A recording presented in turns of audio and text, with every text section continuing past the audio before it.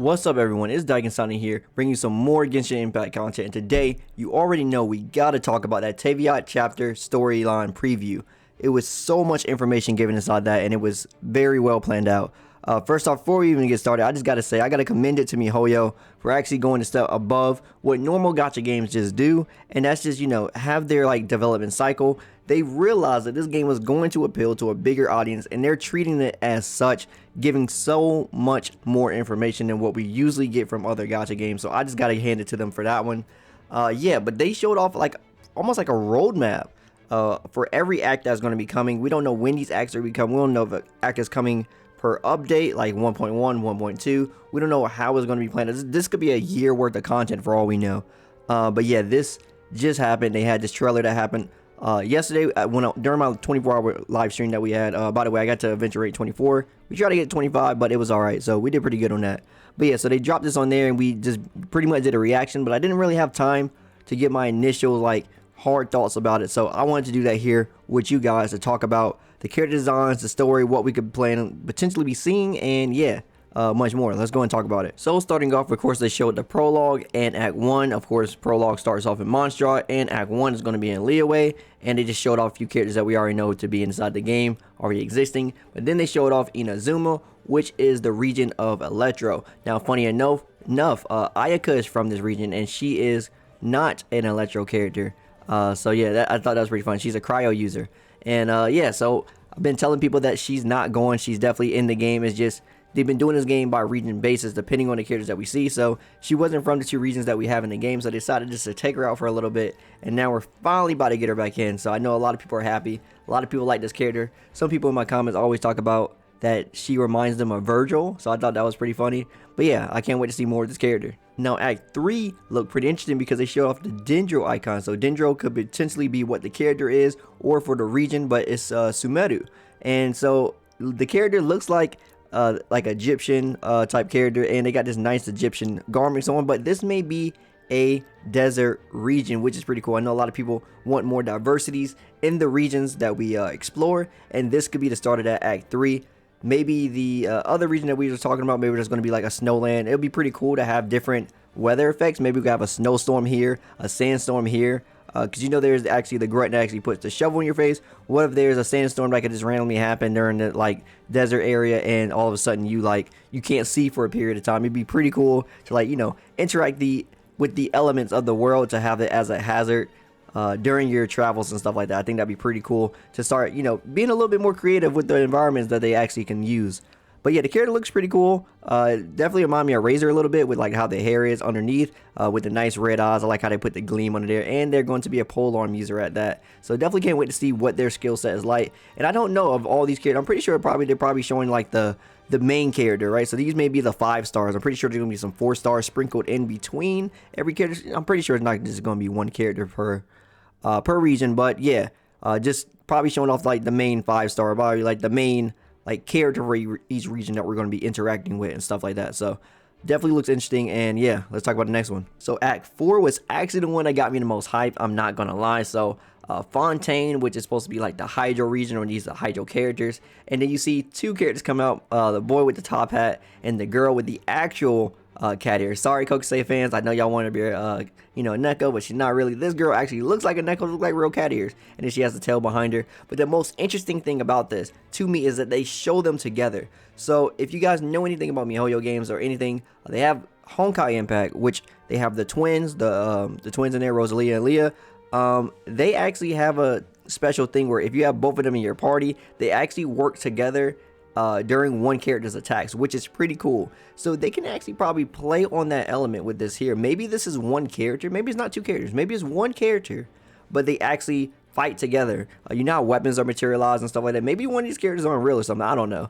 But one materialized, or maybe the other one just they just come out of nowhere when the other one attacks, but maybe one is on the screen at the same time. That would be pretty cool. I don't know which one you actually play with, or maybe they'll can allow you to switch. Maybe they'll be the first character where hey, you can switch between who you see on the field and stuff like that. Even though it's going to count as one character, you can switch between which one you see on the field. That'd be pretty cool. But they got a lot of creativity that they can actually utilize with the worlds that they're using, with the characters that they're showing off. It's a lot of things they can play off here.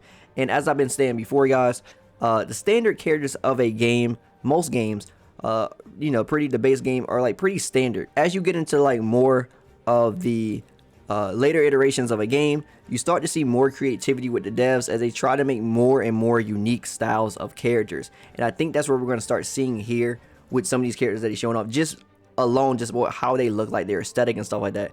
Then we're going to start to see more unique play styles to diversify what we know as the game. You know, some of these characters can completely break the mold of how we see the game and stuff like that, and I think that's the perfect opportunity for them to do this stuff during the next regions as people start to get used to the game. Just completely shatter it with more new mechanics that more of these newer characters can do, and hey, we could have something special in our hands right here. But yeah, definitely like this idea. I definitely like these two characters, and I can't wait to see more of what they got to offer. Alright, and then we have the fire region, Natlan, or a fire character, and yeah, it's just like a martial artist looking like crazy lolly, just stomping the ground and stuff like that. It looks pretty cool. She got the like little crazy skull on her head. She got the long flowing silver hair. Some people in my comments, you know, they just don't really not feeling the game, just simply because the game doesn't have you know, people of color in it, or just like, you know, other representations of different skin colors. And I think having more characters like this character, I know Kaya has like, you know, a little bit of tan skin, but having some more color within the game as far as character skin, some people will be feeling a little bit more.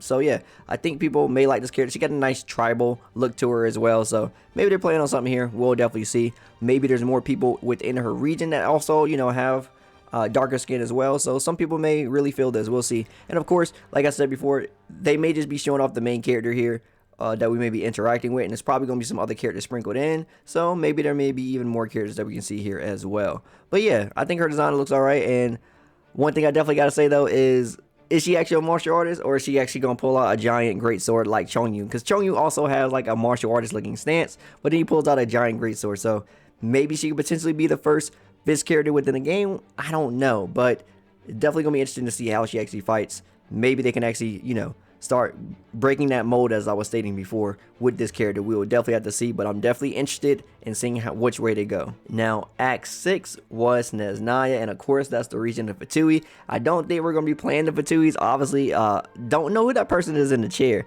That's not La Sonora, but they definitely look pretty cool. How they posting up like that with the red eyes definitely look menacing. This region is actually going to be really crazy. I can already tell. This region may just go from 0 to 100 real quick as far as the story elements go, and I cannot wait to see what they have in store for us in Act 6. Not much to really say about it, but I just can't wait to see what they got for it, and it just looks really cool.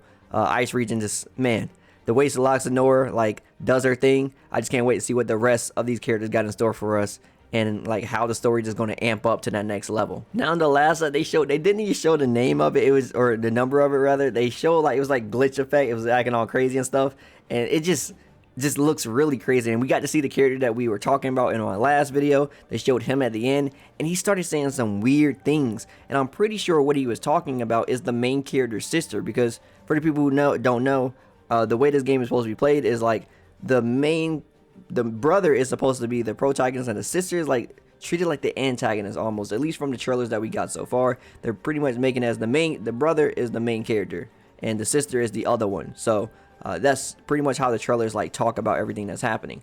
Now, he was talking about saving her, and basically, if you defeat me, then maybe you'll be more worthy to save her than I am, and if you defeat me, then you will have the like fate that can weave time. What does he mean by that? What was up with the glitching act and then saying something like you have the fate that can weave time and stuff like that? Really crazy. Maybe this may be like some crazy like time story or something like that. Some crazy elements that can really change the flow of what we may perceive to be the story. Honkai is very known to have elements of like time travel, or like, you know, different worlds and stuff like that, parallel universes and stuff. So definitely going to be something crazy. I can already tell with like how they're already planning this, the way the wording and all that is, but we definitely just got to wait and see what they got in store for us. But hey, yeah, I just want to talk about it, guys, because it's a lot to unpack here. It's a lot of crazy things, and I just, like I said before, I commend them for actually doing this. It's really cool that they're actually taking the time and talking about all these regions, all these acts, and all these characters, showcasing so much about a gacha game that most people just don't do. After a gacha game launch, you kind of just get these like development cycles here and there, but they're just giving us like a full-on roadmap, which is insane. Anyway, if you like anything I had to say today, drop me a like. I greatly appreciate it. And if you want to hear more from me, follow me on my socials. Also, don't forget to subscribe and turn on notifications so you know the next video goes live. As always, my name is Daiken, and I'll see you next time. Signing out.